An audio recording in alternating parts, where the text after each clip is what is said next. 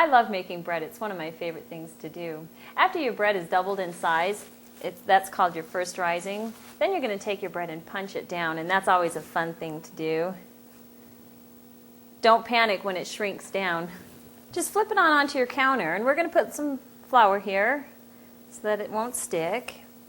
If you're making bread for the first time, make sure you make it on a beautiful day. Then it's almost certain that it'll come out good.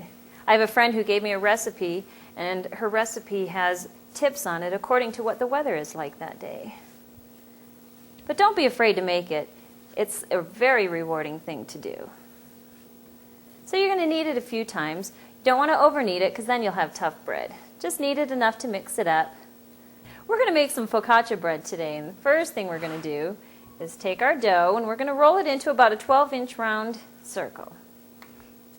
Now I have my bread dough on a pizza stone.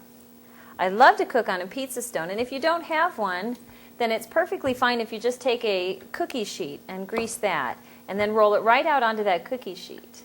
After your dough has risen for about a half an hour, you're going to take the end of a wooden spoon and at about 1-inch intervals, you're going to leave some indentations here.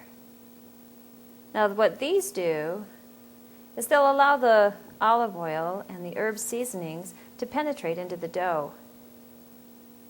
Now that we have all those indentations punched in, we're going to take our olive oil and seasonings and just brush it on.